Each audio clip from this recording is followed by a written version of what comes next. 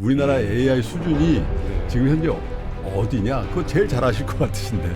저희가 AI 3대 강국 얘기를 하고 있는데 그러니까 실제 3대 강국 의미 없는 것 같아요. 그 정도 미국, 중국을 따라갈 수 있는 정도의 AI를 만들어갈 수 있는가, 그런 측면에서 AGI 얘기가 많이 나왔습니다. 그러니까 AGI가 뭐냐면 AI가 모든 것을, 지능뿐만 아니라 우리가 삶에서 필요한 목적별 지능까지 다 커버할 수 있는 AGI로 가는 것이 이제 오픈 AI 목표이기도 했고, 각 분야별로 과학자면 과학자, 이들이 AI와 함께 일할 수 있는 어떤 환경, 이런 특화된 AI를 만들어야 된다고 저는 생각하고 있고, 그 부분에서 차별점을 많이 우리가 만들어 갈 수 있다면 그렇게 만들어진 AI는 결국에 시장을 만들어 나갈 수 있다고 생각하거든요. 그 부분을 저희는 집중 공략해야 된다고 생각합니다. 와, 이 사람 진짜 보고 싶었다 하는 분들을 모셔서 진솔한 이야기를 들어보는 더피플 시간입니다. 안녕하세요. 저는 권프로고요. 김프로입니다. 왜 갑자기 웃으세요? 아니 그게 아니라 평상시하고보다 훨씬 더 텐션이 있네. 와, 뭐 이런 얘기도 하고. 또 이렇게 텐션 있게 해야 또 재밌죠. 아니 좋다고. 네. 김프로님 혹시 AI 툴 많이 쓰십니까? 뭐 무지하게 많이 쓰죠 요즘은. 우리 또 비즈니스 쓰잖아요 우리가. 미국과 한국을 그러네. 왔다 갔다 하면서 AI를 비즈니스 쓰니까 화가 났더라고. 근데 사실 저는 AI를 몰래 씁니다. 몰래? 예. 왜요? 알면은 빨리 했다라는 게 들킬까봐. 그럼 또 시킬까봐. 월급 루팡이구나. AI로 효율성을 높인 거죠. 왜 몰랐어? 예. 근데 사실 AI가 전 세계적인 트렌드가 되고 있다라는 건 누구나 다 아는 주지의 사실인데, 그렇죠. 사실 이게 우리가 정말 이렇게 빨리 변하고 있는 AI에서의 경쟁력을 확보할 수 있을 것인가? 라는 부분들은 정말 고민이 되는 부분인 것 같아요. 오늘 모시는 분이 우리 국민의 AI를 어떻게 잘 쓰고 이걸 국가 경쟁력을 어떻게 계승할지에 대한 아주 막중한 책임감을 가져야 될 분이시죠. 예, 과학기술정보통신부의 백영훈 장관님 모셨습니다. 안녕하십니까? 어서 오세요, 네, 장관님. 안녕하십니까? 네. 과학기술정보통신부 장관 백영훈입니다. 네. 막중한 책임감을 느끼십니까? 엄청 느낍니다. 어깨가 무겁습니다. 무거운 게 티가 나십니다. 근데 기업의 LG그룹, 우리 옆에 있는 LG그룹에 맞습니다. 계셨잖아요. 네, LG에도 있었고 기업에서만 20년 넘게 있었고. 네. 이제 한 세 달 정도 전혀 다른 환경에서 일하셨는데 어떠셨어요? 세 달 한 2개월 정도, 이제 60일 다 돼가는 것 같습니다. 네. 정부 출범하고 좀 이격이 있으니까. 근데 사실 저는 그 장관님 만나면은 그걸 한번 좀 여쭤보고 싶었어요. 네. 이렇게 AI를 내가 하다 보면은 막 그 불만 아니면 핑계 이런 게 있어. 이런 게 나는 잘하고 있는데 나라가 말이야 이런 것도 해주고 저런 것도 해줘야지, 이런 걸 안 해주는 게 불만이야라고 분명히 기업단에서는 생각할 수 있잖아요. 이런 걸 좀 정책적으로 지원해줬으면 좋겠다. 근데 그 의사결정을 해야 되는 위치에 가셨단 말이에요. 네. 민간에 있을 때 정부가 이런 거를 좀 AI 산업 발전을 위해서 해줬으면 좋겠다라고 느꼈던 그 포인트가 어떤 건지 좀 2달 사이에 생각이 확 바뀌셨나요? 그러니까 생각이 많이 바뀌진 않았고요. 왜냐하면 사실 기업 입장에서 알아서 해야 되는 부분들 좀 있고요. 사실 근데 기업에서 특히 한국 기업이 AI 투자를 하는 것이 쉽지는 않은 상황이었던 것 같습니다. 어떻게 보면은 기업 입장에서 보면 단기적으로 어떤 수익도 내야 되고 장기적인 어떤 투자를 좀 끌어가기가 쉽지는 않거든요. 근데 AI 투자라는 것이 돈도 많이 들어가고 시간도 많이 필요하고, 그러니까 이것을 어떻게 보면 기술 투자라는 것이 증명하면서 가야 되는데 투자한 만큼의 ROI가 나오는 것이 맞아? 그죠. 정말 AI 적용했을 때 효과가 그만큼 나오는 것이야? 라는 이런 질문들을 굉장히 많이 받았고, 사실 좀 기업에 있을 때 정부에 이제 기대했던 부분은, 기업에서도 나름의 투자를 하지만 사실 결국에는 그 컴퓨팅 인프라, 이런 데이터 부분에서 사실 어마어마한 비용이 들어갑니다. 그러니까 이런 부분들을 기업 나름대로 노력은 하지만 조금 더 지원해 줄 수는 없었을까? 이런 부분에서 좀 갈증이 좀 있었고요. 그런데 이제 좀 정부 이제 와서 이제 입장이 좀 바뀌었고, 근데 어떻게 보면 제가 이제 중소기업, 스타트업, 그리고 대기업 관점에서 맞춤형 지원을 어떻게 해야 될지 위치에 대해서는 제가 기업에 있었기 때문에 그러니까 조금 더 이해를 좀 할 수 있는 것 같아요. 그래서 기업들도 AI 기업들도 저한테 좀 편하게 지금도 얘기를 하고 있고 그런 부분들을 어떻게 잘 채워줄 수 있을까 좀 고민할 수 있다는 점에서는 저는 요즘 많은 보람을 느끼고 있습니다. 그래서 아마 이제 부총리 되시는 거죠? 예. 예. 이 과기정통부 장관 겸 부총리가 예. 되신 것 같아요. 네, 그런 아직은 국회 본회의를 이제 통과를 해야 됩니다. 네. 뭐 통과는 당연히 될 거니까.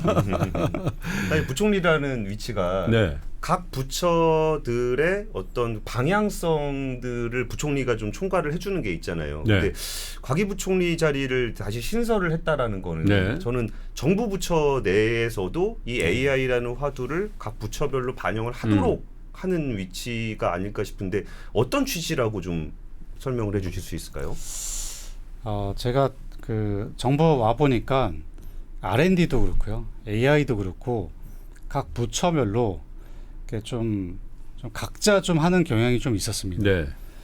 사실 AI라는 것이 투자가 많이 들어가고 사실 공통적인 영역에서 해야 될 부분들이 많이 있어요. 예를 들어서 네. 기술, 플랫폼, 인프라 이런 측면에서는 같이 고민하고 같이 만들어가면서 각 부처별로 차이점들이 있잖아요. 뭐 국방이면 국방, 문체부 문체부 나름의 어떤 그런 어떤 특색을 살려서 이런 차별화된 AI, AX를 잘 끌어가면 되는데 사실은 이런 것들이 각 부처별로 약간 좀 각자 진행하다 보니까 공통적인 부분도 이렇게 중복이 많이 일어나는 부분들이 있는 것 같습니다. 그래서 그런 부분들을 뭐 각이 부총리가 되면 좀 통합적으로 진행하기도 하고 어떻게 보면 AI 거버넌스 역할을 좀 하면서 네. 이런 것들을 조율하고 또 최적의 방향을 또 제시하는 이런 역할도 좀 맡아야 될 것 같습니다. AI 연구원장 타이틀을 갖고 계셨어요. LG 계실 때 그죠? 네, 맞습니다. 네, 그래서 뭐 여러 가지 AI뿐만 아니라 과기정통부 또 과학부총리의 입장에서는 여러 가지 챙겨야 될 부분이 있는데 그래도 아마 지금 시대적인 과제 AI를 어떻게 빨리 선진국화할 거냐 이게 굉장히 큰 과제실 텐데 어떻습니까? 지금 많이 뒤처졌다라고 하는 분도 있고 금방 네. 따라잡을 수 있다라고 하는 분도 조금 있는 것 같고 헷갈려합니다. 국민들이 우리나라의 AI 수준이 네. 지금 현재 어디냐? 그거 제일 잘 아실 것 같으신데. AI 뭐 평가 지표, 경쟁 지표 이런 뭐 순위만 보면은 네. 우리나라가 뭐 유위권이다 뭐 네. 이런 얘기를 합니다. 근데 저는 그 미국, 중국이 좀 투자하고 만들어내는 어떤 성과에 비교하면은 그 차이 갭이 굉장히 크다고 생각하고요. 저희가 AI 3대 강국 얘기를 하고 있는데 예. 그러니까 실제 3대 강국 의미 없는 것 같아요. 왜냐하면 미국이 뭐 시장 60% 뭐 다 가져가고 중국이 뭐 35% 가져가고 나머지 뭐 5% 10% 가지고 나머지가 경쟁하는 건 의미가 없는 것 같고요. 그렇죠. 그래서 1, 2위에 근접한 예. 수준의 우리가 AI 경쟁력을 만들어야 되는데 뭐 이렇게 얘기하면은 뭐 그게 가능한 얘기야? 예. 우리가 투자하는 수준이 굉장히 좀 그렇죠. 적은데 예. 우리가 그 정도 미국, 중국을 따라갈 수 있는 정도의 AI를 만들어갈 수 있는가 그런 측면에서 한때 우리가 이 생성형 AI가 나오면서 AGI 얘기가 많이 나왔습니다. 그러니까 AGI가 뭐냐면 그러니까 AI가 모든 것을 일반적인 어떤 그 지능뿐만 아니라 우리가 삶에서 필요한 어떤 뭐 그 목적별 지능까지 다 커버할 수 있는 예. 이런 AGI로 가는 것이 이제 뭐 오픈 AI 목표이기도 했고 많은 빅테크들이 이 AGI를 가기 위한 노력들을 많이 했습니다. 그러나 여기서 저는 한계점이 있다고 몇 년 전부터 생각을 했었어요. 네. 결국에는 AGI로 가기 위해서 어마어마한 컴퓨팅 인프라를 구축을 하고 많은 데이터를 모아서 학습을 하고 또 필요한 어떤 데이터들을 계속해서 모아서 이제 학습해 나가는 과정을 통해서 이런 AGI로 가고 있는데 네. 저는 이제 AGI도 가는 방향 중에 하나라고는 생각하지만은 예. 어떻게 보면 실제로 이 AGI가 어떻게 우리 그 산업 도메인 특화 영역들 그리고 어떻게 보면 우리 과학계의 어떤 특정 영역들을 깊숙이 들어갈 수 있는가라고 봤을 때 그 부분은 아직 안 된다고 봅니다. 네. 그러니까 그 부분이 잘 되기 위해서 과학 영역들, 우리가 목적하는 어떤 산업 영역에 대한 어떤 데이터 이런 것들이 잘 구축이 돼야 되는데 이것은 그냥 지금 나와 있는 어떤 데이터셋을 가공해서 학습한다고 해결되지 않아요. 어떻게 보면은 전문 의료 파운데이션 모델을 제대로 만들려면 의사들이랑 AI 과학자들이랑 모여서 그 데이터셋을 한 땀 한 땀 새로 만들어야 됩니다. 그렇죠. 예. 그렇게 만들어서 학습된 데이터를 활용해야지 온전히 어떻게 보면 그 제대로 된 AI 모델, 의료 AI 모델도 만들 수 있고 제가 생각하는 그 차별점은 각 분야별로 과학자면 과학자, 뭐 산업 도메인 종사자면 종사자 이들이 AI와 함께 일할 수 있는 어떤 환경 이런 특화된 AI를 만들어야 된다고 저는 생각하고 있고 그 부분에서 저는 차별점을 많이 우리가 만들어 갈 수 있다면 저는 오히려 그렇게 만들어진 AI는 결국에 시장을 만들어 나갈 수 있다고 생각하거든요. 그렇겠네요. 그래서 그 부분을 저희는 집중 공략해야 된다 생각합니다. 잠깐만요. 근데 뭔가 이제 개선책을 마련한다라는 거는 어떤 문제 의식이 좀 있어야 되잖아요. 그렇죠. 근데 생각해 보면은 챗GPT 모멘터 이후에 미국에서 AI 산업 발전하는 부분이나 뭐 중국에서 뭐 하는 모습들을 보면은 우리나라는 챗GPT 유료 사용자 1위 국가라 국민들은 AI를 굉장히 많이 써요. 그러면 우리가 돌아봤을 때 그러면 그때 정부는 뭐 산업 정책으로 한 게 뭐가 있지? 왜 우리나라에는 AI 데이터 센터가 하나도 없지? 뭐 GPU가 다 합쳐봐야 뭐 2,000장밖에 없다는데 없어요. 네, 그러니까 무슨 정책이 있어요? 그러니까 뭘 했다는 없었어요. 건지를 모르겠는데 네. 그러면은 그때 이후에 계속 현장에 계셨으니까 네네. 왜 우리나라 AI는 뭐 한다고 보도자료는 많이 나오는데 왜 국민들은 AI라는 거를 본 적이 없을까? 우리 AI를 네. 그 부분에 대한 문제 의식은 좀 어떠세요? 사실 뭐 AI 투자에 대한 어떤 그 막대한 투자에 대한 부담감도 있었을 테고 뭐 다소 좀 우왕좌왕했던 것도 좀 있습니다. 사실 기업에서도 마찬가지고요, 정부에서도 마찬가지로 AI 개발을 하기 위해서 그 막대한 그 비용의 GPU 투자를 꼭 해야 되는 거야? 그러니까 이런 질문부터 시작을 합니다. 지금 뭐 최근에 이제 xAI가 그룹들이 발표할 때 한 번에 그냥 H100 그냥 20만 장 사서 바로 글로벌 넘버 뭐 1, 2, 3 찍었습니다. 예. 그러니까 그 정도의 베팅을 좀 할 수 있어야 되는 거죠. 그래서 사실은 그 정도의 베팅을 할 뭐랄까 계획과 좀 뭐 이렇게 좀 추진력이 좀 부족했다라고 좀 보여지고요.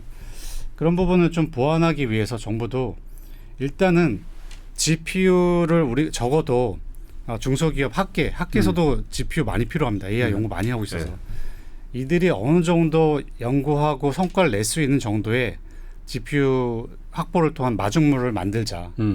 그래서 GPU 구매하기도 하고 그 SPC라고 해서 특정 목적의 국가 AI 컴퓨팅 센터를 이제 좀 만드는 작업들을 하고 있어요. 뭐 이런 어떤 그 AI 컴퓨팅 인프라에 대한 기본적인 환경을 이제 갖추는 게 중요하고요. 이걸 갖추다 보면 이제 하나하나 문제점들이 나오기 시작해요. 그럼 데이터도 이 정도 수준의 우리가 AI 모델을 만들기 위한 데이터도 필요하고 예. 사실 AI 컴퓨팅 센터 또 이제 우리가 설립하다 보면 전력 이슈도 있습니다. 데이터 센터 24시간 돌아가니까 이 전력이 24시간 동안 안정적으로 공급이 되는 거야? 실제로 지금의 그 환경 갖고는 가능한 거야? 수도권 위에 또 지역별로 AI 컴퓨팅 센터를 짓기 위해서 그런 환경 조건들이 다 만족이 되는 거야? 이런 질문들이 계속 들어옵니다. 우리는 어떻게 보면 AI 고속도로라고 표현하는데 이런 어떤 AI 컴퓨팅 인프라 데이터를 일단은 충분히 우리가 개발할 수 있는 환경을 일단 기반은 우리가 만들어 보자라는 게 첫 번째 목표 중에 하나고 이런 계획들을 이제 올해부터 이제 정부도 이제 시작을 하고 있다고 보시면 됩니다. 어쨌든 투자의 규모로 미국과 중국을 따라갈 수는 없잖아요. 절대 규모로 재정이나 뭐 기업의 어떤 지금 여러 가지 사정상 그럼 무언가 좀 특화해서 뭐 잠깐 일부 말씀하셨습니다마는 그래서 결국은 예전에 IMF 때 김대중 정부가 초고속 통신망에 대한 정말 과감한 투자와 그리고 벤처 기업에 대한 어떤 육성책 그때도 부작용 굉장히 많았습니다 사실. 버블. 그렇죠. 네. 근데 지금 사실 그때 그 정책에 의해서 네이버도 나오고 뭐 이런 상황이 된 건데 그래서 어떻게 보면 국정의 가장 큰 과학기술 분야에 우리 미래를 맡겨야 될 어떤 아젠다로서 AI가 나온 건데 그냥 통상적인 투자나 뭐 이런 거 가지고는 아예 되지 않을 것 같다. 니치 플레이어로서는. 네, 그래서 맞습니다. 정말 막대한 투자가 미래를 위해서 좀 일어나야 될 것 같은데 어떻게 지금 예산이나 이런 걸 잡고 계십니까? 뭐 내년도 예산이 이제 R&D 예산이 35조 3천억 원, AI 예산이 10조 1천억 원. 한 AI 예산만 보면 한 3배 정도 늘었습니다. 근데 사실 이런 부분 말고도 국민 성장 펀드 네. 늘린다면서요? 네, 100조를 우리가 계획했다가 지금 150조 이제 펀드 조성을 좀 고민하고 있습니다. 그리고 정부의 어떤 GPU 확보 전략이 2030년까지 GPU 5만 장을 확보하는 계획을 가지고 있었습니다. 이전에 그랬죠. 네. 근데 제가 이제 와서 이거 5만 장 2030년까지 이건 아니다. 또 이제 이걸 산술한 어떤 뭐 계산식을 보니까 대기업은 제외하고 예. 학계라 스타트업의 니즈를 조사했더니 한 2030년까지 한 14만 7천 장이 좀 수요가 있다. 14만 7천 장. 14만 7천 장. 그러면 대기업 제외하고. 예. 그럼 정부가 한 30% 정도의 마중물을 만들면 어느 정도 이거 또 민간 투자도 이제 늘어날 거고 어느 정도의 우리가 공급을 할 수 있지 않을까. 그래서 제가 이제 첫 번째 이제 했던 전략은 2030년까지 안 된다. 그러니까 내년까지 최대한 많이 일단 먹자. GPU를 일단 확보해야 된다. 사실 이게 어떻게 보면 첫 술에 배부를 수는 없지만 첫 삽을 뜨기 전에는 올해 그 GPU를 저희가 1.3만 장을 저희가 확보를 했습니다. 이걸 확보할 수 있는 거야라는 좀 두려움과 걱정도 좀 있었던 것 같아요. 근데 막상 해보니까 할 수 있었거든요. 그래서 내년에도 1.5만 장 정도를 빠르게 확보하고 또 슈퍼컴퓨터 한 9천 장 또 있습니다. 그래서 내년까지 한 3.7만 장을 빨리 확보하자. 그래서 GPU 구매 사업이 이렇게 하나 있고요. 예. 또 이제 국가 AI 컴퓨팅 센터 사업이 있습니다. 그게 이제 내년부터 시작돼서 SPC로 2028년까지 1.5만 장을 확보하는 계획을 가지고 있는데 그러면 2030년이 아니라 2028년에 5만 장을 확보하게 됩니다. 그런데 여기서 제가 또 이제 의문이 생겼습니다. 5만 장이 진짜 충분한가? 이 AI 기술이 이렇게 빨리 변하고 있고 시장도 이렇게 성장세가 급증하고 있는데 저는 5만 장 갖고 사실 제가 이제 달성해야 될 목표가 있지 않습니까? AI 3대 강국. 예.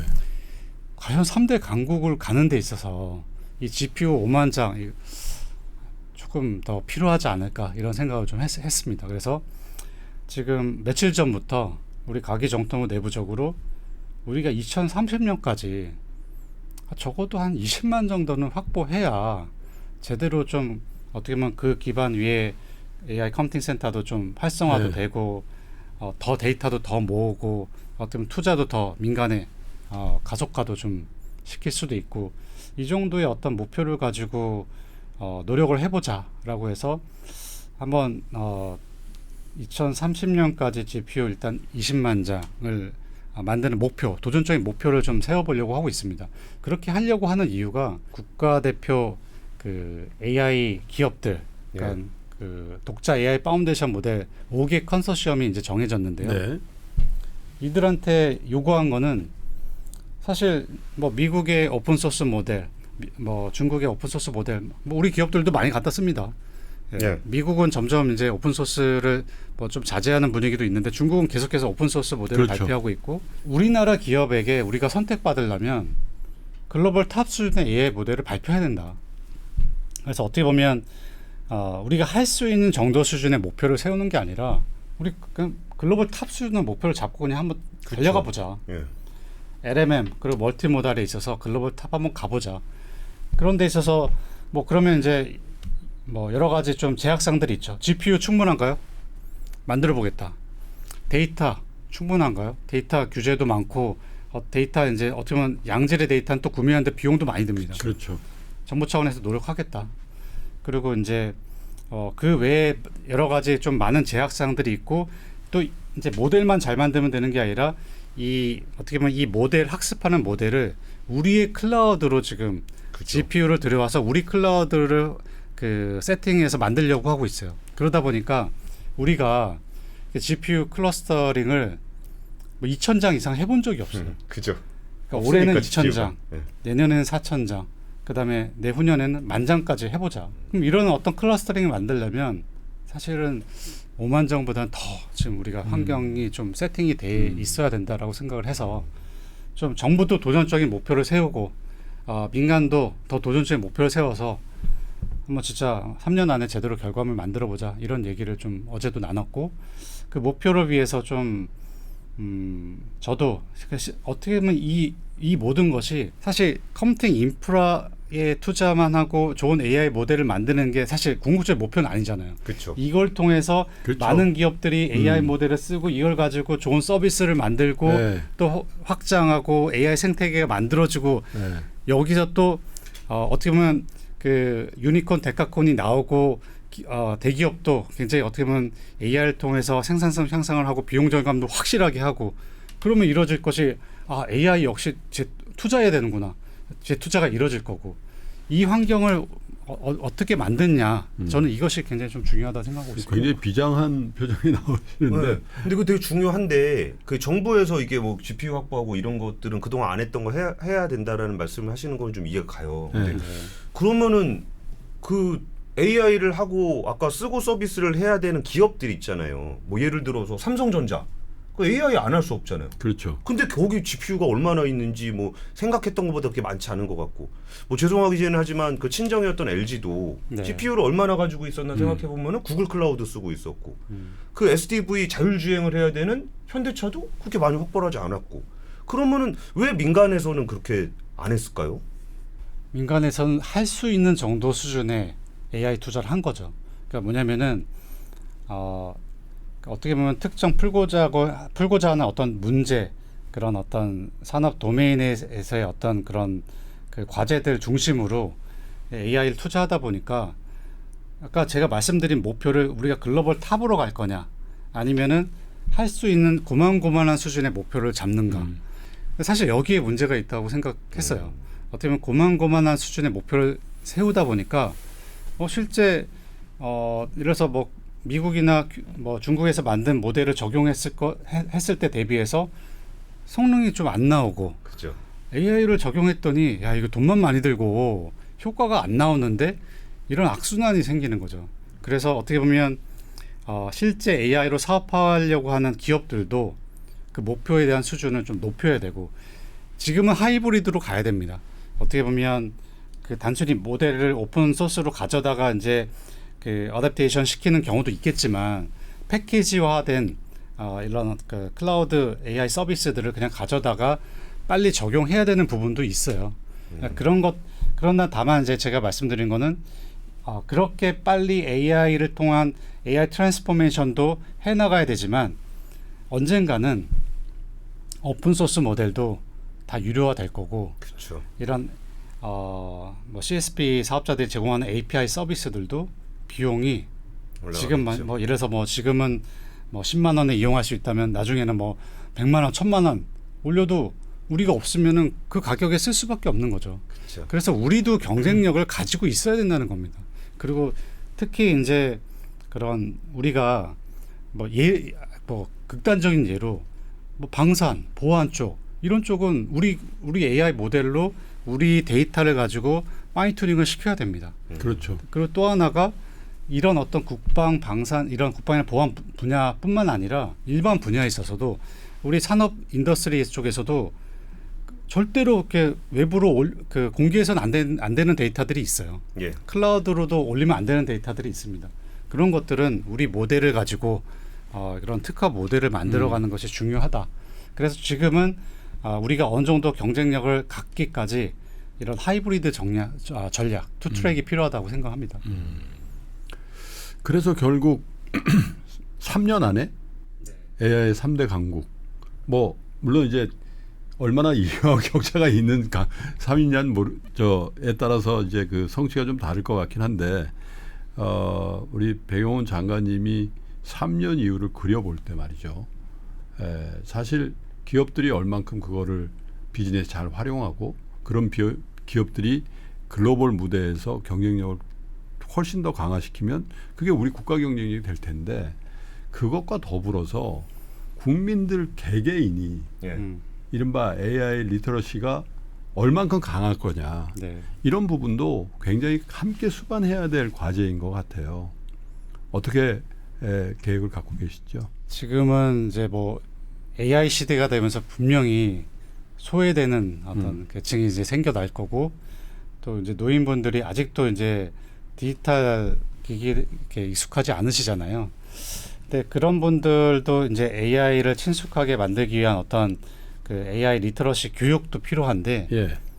당장은 편하게 쓸 수 있는 그 AI 서비스가 좀 있어야 된다고 생각합니다. 그래서 모두가 다 뭐 챗GPT를 쓰거나 퍼플렉시티를 가져다 쓰시진 않을 거고 그렇기 때문에 지금 저희 뭐 과기정통부랑 이제 우리 정부에서 지금 생각하는 거는 지금 우리 AI 파운데이션 모델을 빨리 만들어서 일단 올해 안에 일단 1차 결과가 나옵니다. 이걸 가지고 우리 국민들이 쉽게 쓸 수 있는 AI를 빨리 만들자. 그 목표를 가지고 있고 내년부터 그 서비스를 우리가 빨리 개시를 해야 된다. 그래서 어떻게 보면 그분들에게 어떻게 보면 굉장히 저렴하거나 또는 뭐 소외계층한테는 무료로 학계에는 좀 무료로 해서 제공해서 그들이 실제로 이런 AI를 써보면서 편리함을 느끼고 어떻게 보면은 기존의 디지털 기기를 뭐 말로 또는 이제 간단한 어떤 문장으로 쉽게 접근하실 수 있게 이런 환경부터 잘 만들어 드리는 것도 중요하다고 생각해서 저희가 이제 국가 AI 전략위원회라고 일단 시작을 했습니다. 거기에 그 우리가 AI 액션 플랜이라는 걸 이제 만들어 갈 거예요. 그래서 11월 달에 한 80여 개의 액션 플랜들을 저희가 발표를 할 건데 저희가 이제 3대 전략축을 발표를 했습니다. 그게 보면 AI 혁신 생태계 조성, AI 혁신 생태계 조성이 이제 아까 말씀드린 대로 AI 고속도로, AI 인프라, 데이터, 그리고 인재, 그리고 국가 AI 대전하는 전반적인 뭐 공공, 지역, 그리고 산업의 AI 트랜스포메이션, 그리고 마지막으로 말씀드리고 싶은 부분이 글로벌 AI 기본사회 구현이에요.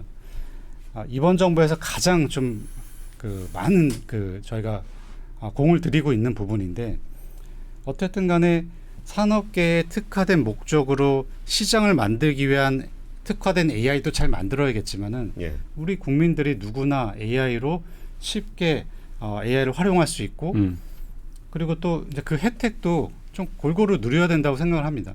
그걸 어떻게 만들지에 대한 논의가 정부 부처 간에 어마어마하게 일어나고 있고요.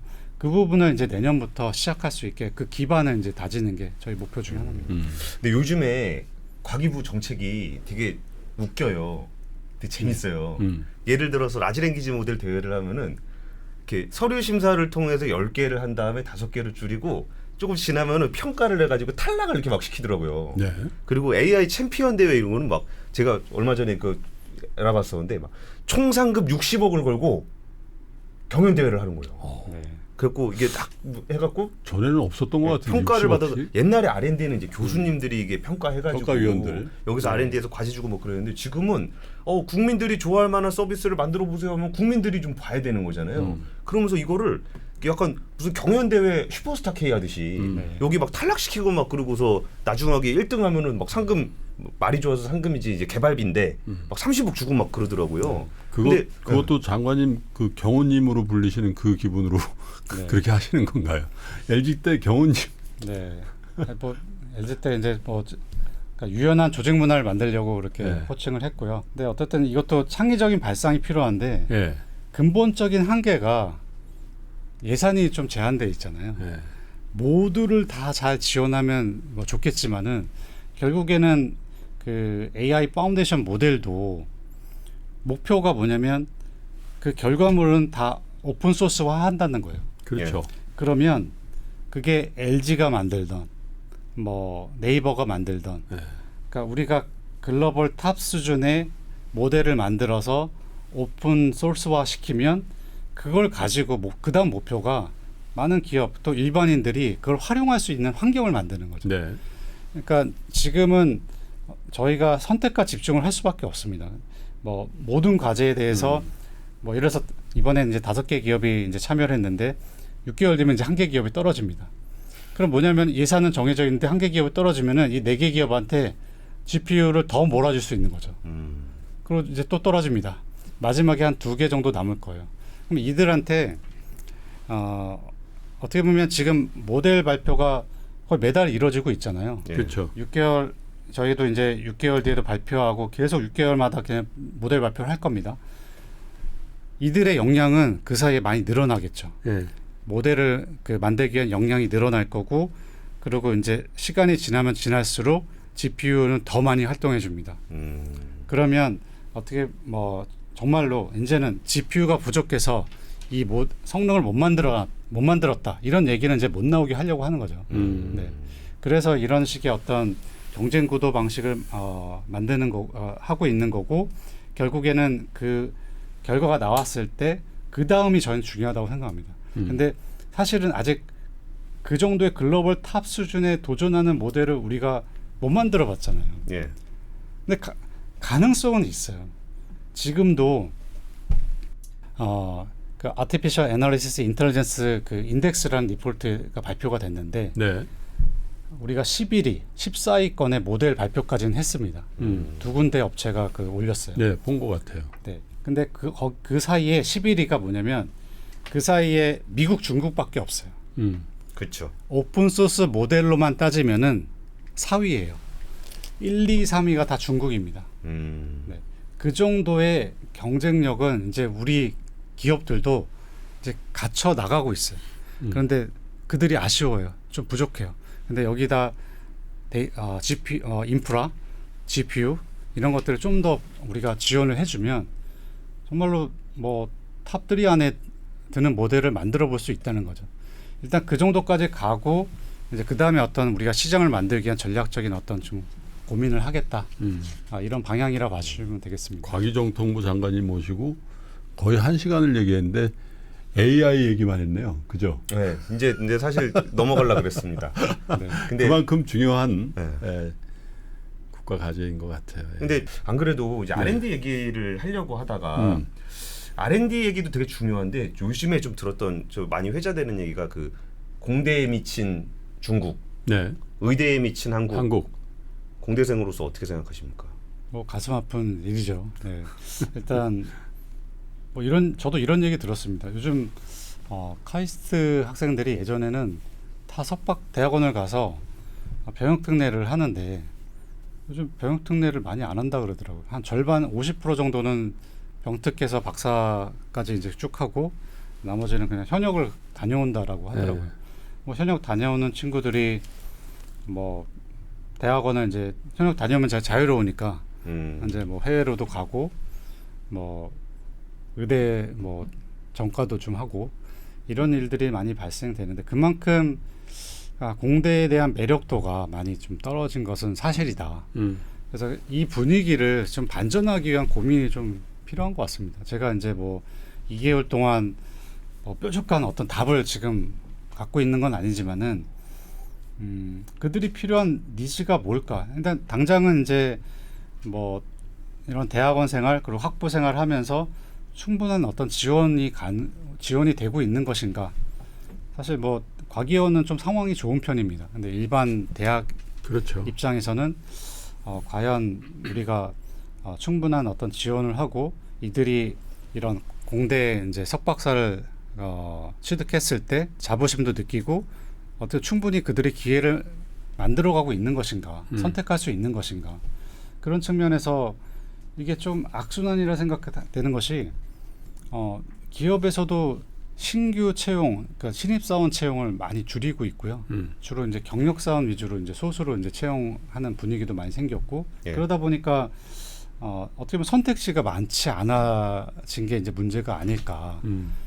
그런 측면에서 이제 시장도 만들어야 되고 그들이 안정적으로 연구할 수 있는 사실 과기원은 좋은 모델인 것 같습니다. 그래서 일반 대학에도 이런 과기원 모델들을 좀 어떻게 확대 전개할 수 있는 방안. 근데 실제로 그 과기원의 정원 이렇게 생각해 보면 일반 공대 그러니까 뭐 예를 들면 사립대학의 공대의 어떤 그런 그 우수 인력의 부분들을 상당히 많이 흡수했다고 봐야 되겠군요. 그래서 뭐 과기원은 그나마 상황이 뭐 좋은 편이긴 하지만은 그래도 이제 과기원도 그런 우수한 인재들이 가서 또 제2의 제3의 어떤 선택을 이제 하는 현상도 일어나고 있고 일반 좀 최근에 이제 교육부하고도 좀 얘기를 하고 있는데 요즘에 그 서울대 10개 만들기 뭐 이런 얘기도 좀 있잖아요.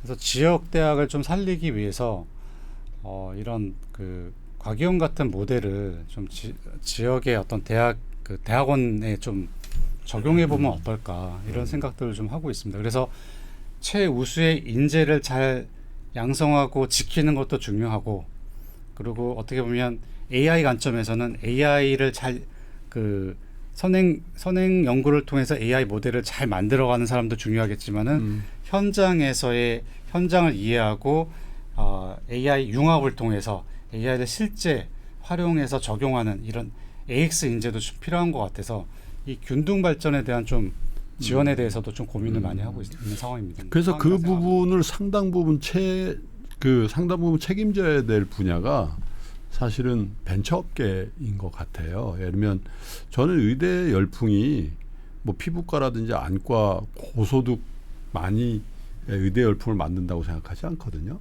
왜냐하면 예전에는 다 개업이 내지는 그 병원의 교수가 되는 트랙밖에 없었는데 그렇죠.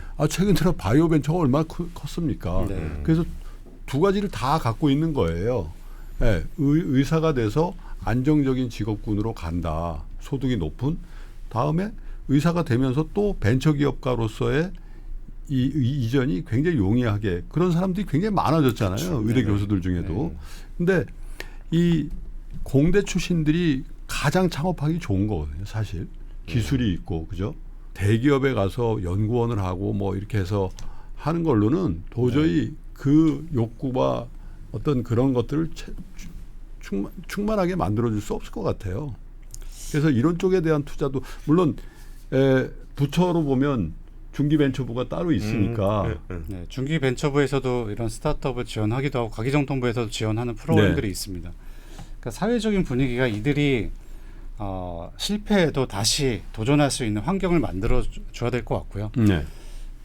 과기정통부에서도 뭐 KIF 펀드, AI 기술 혁신 펀드 이런 것도 있고 저희 뭐 우체국에서도 예금보험 기반의 어떤 네. 그 펀드가 좀 있습니다. 그리고 지금 오늘 이제 저희가 이제 그 어나운스한 국민성장 펀드 네. 이걸 통해서 어떻게 보면 다양한 어떤 실험들을 할 수 있고 실패해도 재기할 수 있다. 이 메시지를 잘 전달해 줄 수 있으면 저는 학부 창업도 많이 일어날 수 있다고 생각을 하고 있습니다. 실제로 창업의 생태가 우리나라 좋아요, 사실. 네. 미국에 뭐 우리가 뭐 이렇게 연상하면은 뭐 미국에서 차고에서 안 도와주니까 차고에서 하는 거란 말이에요. 이게 사실은. 사실은 우리는 뭐 정부가 초기 기업들한테 많이 투자를 많이 하고 투자하죠. 있죠. 네. 예. 근데 대박 내기가 쉽지 않은 것 같아요. 이게 막 실리콘밸리나 중국에서 보면은 막 대박 내는 사람들을 보면서 예를 들어 마윈을 보면서 나도 평범하게 시작했지만 내가 진짜 큰 부자가 될 수 있어. 이런 것들이 좀 동기부여를 굉장히 많이 해주잖아요. 네. 그러니까 오히려 정부에서 이 초기 자금과 실패에 대한 부분들을 커버해 주시는 것들은 뭐 당연히 필요한 건데 왜 그렇게 대박 나는 데가 별로 없을까요? 대박이 나기 위해서는 일단 관련 시장이 일단 있어야 되잖아요. 네.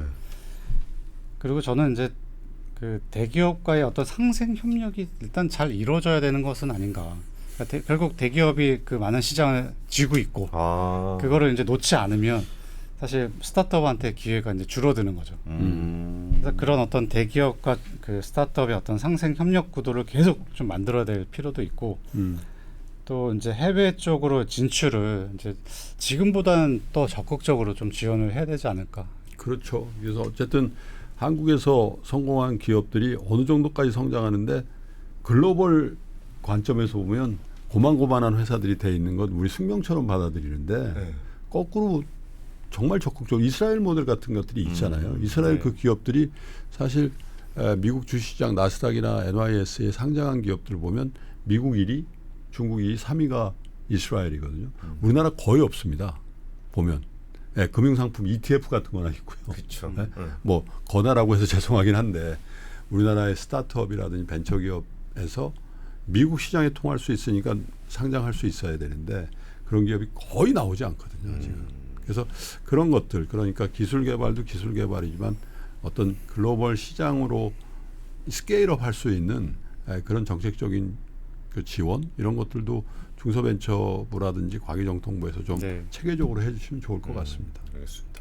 그리고 사실 그 R&D 자금이라는 거를 이제 국민들이 잘 이해하지 못할 때가 있는데 저는 R&D 자금을 그냥 그 기술하시는 분들 인건비라고 보통 이렇게 표현을 하거든요. 왜냐면 그게 되게 직관적인 것 같아서 그래요. 그러니까 R&D라 그러면 거기서 뭐 비커 사고 뭐 스포이드 사고 뭐 그런 돈이 아니잖아요. 근데 R&D 예산을 그때 엄청나게 줄였을 때 줄였죠. 그거는 그냥 스포이드 좀 못 사고 비커 좀 못 사고 그런 게 아니라 그 사람들의 어떤 생계가 달려 있는 월급이 끊겨버리는 일이 있었던 거잖아요. 근데 그 부분을 딱 경험하라고 하니까 거봐라 공대 나오면 또 이렇게 되는 거 아니냐 이렇게 또 시니컬한 반응들도 좀 나왔었던 거고 이 부분들이 좀 양적인 측면에서 많이 회복이 됐습니까? R&D 예산 삭감으로 뭐 연구 과제가 아예 중단되기도 했고요. 그 연구가 중단되니까 이제 아예 해외로 이제 떠난 연구자들도 많이 있습니다. 지금은 그런 어떤 이게 주로 이제 1억 원 미만의 이제 풀뿌리 사업들, 사실 신진 연구자들 지원하기 위한 어떤 예산들이 완전히 그냥 삭감됐다고 보시면 되고, 특히 중소기업을 위한 지원도 거의 제로로 이제 삭감이 됐어요. 그래서 지금은 일단 전체 과제 수를 이제 복원하는 게 최우선이고 내년도 예산에 거의 예전만큼 이상의 어떤 과제 수는 복원했습니다. 그리고 예산도 많이 증액을 했고요. 근데 단순히 지금 한번 이렇게 훼손된 R&D 생태계가 그러니까요. 예산을 다시 이렇게 좀 뭐 늘렸다고 해서 바로 회복되지는 않을 겁니다. 그래서 지속적으로 그들이 연구를 예측 가능하게 지속적으로 할 수 있다는 이런 신뢰를 일단은 줘야 되는 게 필요한 것 같고요. 연구 환경을 좀 잘 만들어서 해외로 떠난 친구들이 다시 한국을 이제 돌아오고 한국에서도 연구를 안심하고 할 수 있겠다라는 믿음을 주는 게 중요하다고 생각합니다. 그 노력을 저희는 계속 할 겁니다. 해외 과학자 유치 같은 거 있잖아요. 제가 뭐 그런 제도가 있는지 잘 몰라서 여쭙는 건데 최고의 인재를 어떻게 유인할 거냐 아니면 정말 최고의 인재인데 한국 사람이 외국에 석박을 하고 나서 어떠한 형태로 돌아올 수 있는 인센티브를 네. 제도적으로 주는 게 필요하다. 미국 사람, 중국 사람 데려오는 건 어렵지만 한국 사람 데려오는 건 그래도 우리가 정책적인 배려를 하면 좀 할 수 있는 거 아닌가. 근데 대부분 남고 싶어 하거든요. 네. 그래서 뭐 정부에서도 브레인 투 코리아라고 해서 지금 그 해외 인재들을 유치하기 위한 어떤 전략을 좀 수립하고 있고 이 부분의 예산을 우리 좀 육성하는 것만큼 굉장히 많은 배정을 좀 하고 있습니다. 탑티어급의 인재를 이제 한국으로 다시 끌어오는 네. 일단 저희가 이제 타겟팅해서 어떻게 보면 국내 이제 수요를 이제 또 우리가 조사를 하고 네. 이 매칭하는 역할도 좀 할 거고요. 그래서 뭐 비자 문제 그리고 말씀하신 세제 혜택 문제 네. 그리고 필요한 어떤 여러 가지 펀드를 지원하는 문제 이런 것들을 종합적으로 저희가 좀 고민을 할 거고요. 그러니까 밸런스를 좀 봐야 되는데 일단 해외에 있는 친구들이 바로 이제 들어와서 정규 잡을 수도 있겠지만 뭐 포닥으로도 한국으로 올 수도 있고 예. 또 한국의 또 문제 중에 하나가 비전임 교원들 그러니까 우수한 어떤 인력인데 바로 뭐 전임 교원이 되지 못하는 그렇죠. 분들 이런 분들도 우리가 지원하고 한국에서 일단은 사실 포닥하고 이제 연구 교수를 하면서 여러 가지 또 한국에 뭐 교수가 될 수도 있고 뭐 연구소로 갈 수도 있고 뭐 기업으로도 갈 수 있는 이런 선택지를 우리가 잘 만들어 주기 위해서 일단 저희도 기존에 좀 소외됐던 이런 비전임 교원, 포닥, 연구 교수들 지원들도 하면서 해외에 있는 일단은 저는 해외에 있는 친구들이 돌아오려면 니즈가 좀 있어야 되는데 네. 어린 아이들을 키우는 이제 많은 해외 진출한 이제 연구자들은 한국에 돌아오기를 조금 주저하는 것 같고 어떻게 보면 한국에 또 돌아오고 싶어하는 많은 한국 연구자들에게 어떻게 보면 기회를 좀 어떻게 보면 그들이 갖고 있는 니즈 고민이 뭐냐면은 애들이 어렸을 때는 미국에서 애를 키우다가 어느 정도 이제 애들이 크면은 또 부모님 이슈가 생겨요. 이제 부모님들 이제 케어해야 되는 이슈도 있고 그럴 때 한국에 돌아올 룸이 없다는 얘기를 많이 합니다. 그래서 그런 것들도 저희가 좀 고민을 하고 들어올 때 여러 가지 좀 세제 혜택이나 여러 가지 좀 그 지원들을 좀 해줘서 일단은 굉장히 잘하는 친구들을 한국에 대표적으로 좀 올 수 있게 만들어주고 저희가 한 뭐 목표는 2030년까지 지금 당장은 이제 한 2,000명 정도를 우리가 다시 한국으로 돌아오는 이런 계획을 지금 수립하고 있고 거기에 대한 이런 투자를 내년부터 본격적으로 좀 감행할 예정입니다. 어쩌면 뭐 장관님 그 업무 중에 가장 중요한 업무일 수도 있을 것 같아요. 인재 영입이라는. 그래서 미국의 주요 대학이라든지 기업들하고 다 연계해서 리크루트 투어를 가셔야 될 수도 있겠다는 생각이 드네요. 네. 맞습니다. 알겠습니다. 아까 R&D 관련한 양적인 부분을 좀 말씀을 여쭤봤는데 질적인 부분들도 되게 중요한 것 같아요. 네. 이게 아까 과제수를 얘기하실 때 과제수라는 단어가 저는 좀 불편하게 들렸거든요. 마치 과제를 늘려가지고 그냥 나눠 먹는 것 같은 느낌? 얼마 전에 기사를 보니까 우리나라의 연구 과제는 99% 성공한다는 거예요. 그게 왜 그렇겠어? 원래 연구라는 거는 약간 좀 도전적인, 그러니까 원래 잘 안 되던 거니까 연구를 하는 거고 민간 분야에서는 도전하기가 좀 어려운 과제니까 그렇죠. 뭐 그렇게 해야 되는데 99% 성공을 한단 말이에요.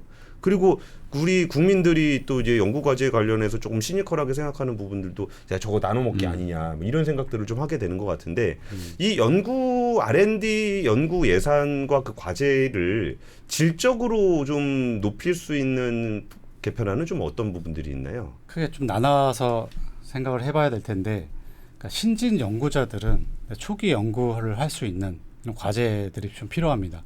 그들에게는 좀 어떻게 보면 처음에 연구를 이제 기반을 다질 수 있는 어떤 지원도 좀 필요하고 다만 저는 문제가 있는 부분이 그동안 이제 출연연이 그 PBS 제도라고 해서 출연연들이 어떤 그 인건비를 본인이 과제 베이스로 이렇게 좀 뭐 수주해 오다 보니까 퀄리티도 떨어지고 굉장히 어떻게 보면 작은 파편화된 과제들을 많이 수행하는 이런 문제도 발생했어요. 저는 일단은 출연연이 예전에 어떤 잘 생각해 보시면 예전의 출연연의 위상은 국가 차원에서 필요한 핵심 기술을 연구하는 조직이었어요. 그렇죠.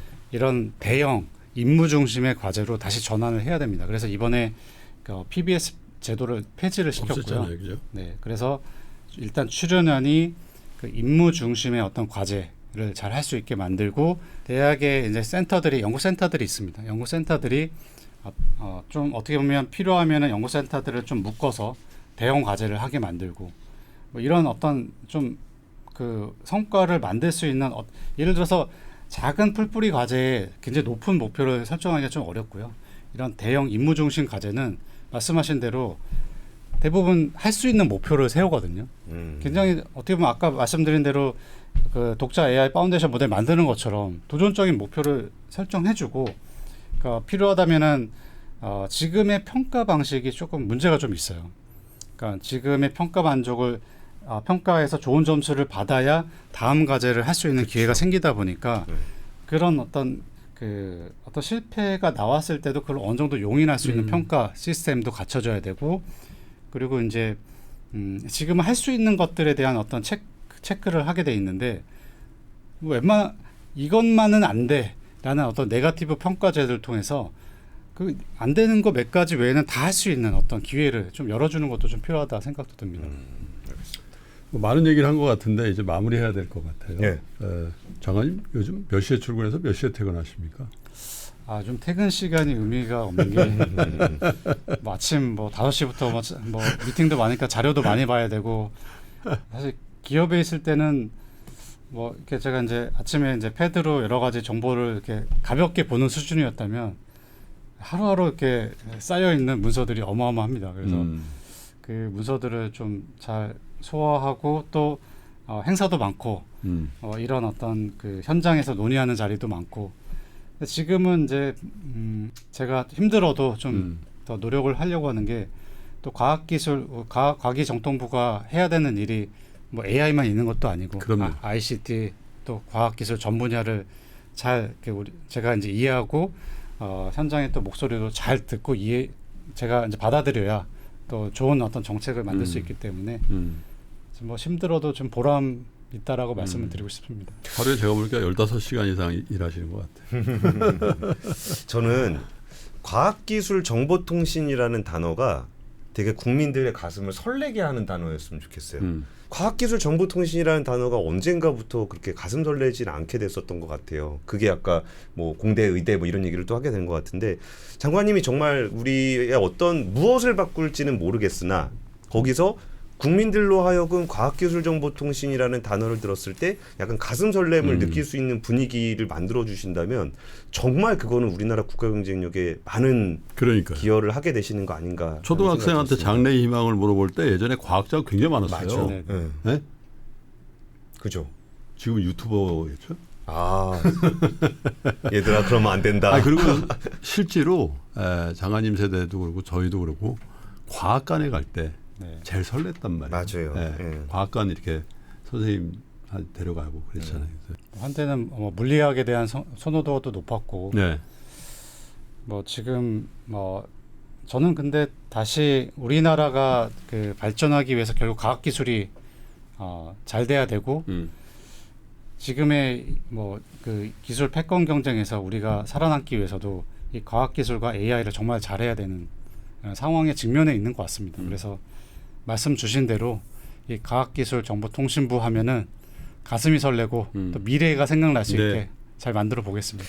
알겠습니다. 응원하겠습니다. 예, 잘 오늘 부탁드리겠습니다. 예, 오늘은 과학기술 관련한 얘기를 좀 들어봤는데요. 우리나라 최고의 AI 전문가에서 AI 정책 그리고 과학기술 정책을 이제 총괄해서 네. 책임을 지게 되신 배경훈 과학기술정보통신부 장관님과 함께 더피플 이야기를 나눠봤습니다. 장관님 감사합니다. 감사합니다. 감사합니다. 네.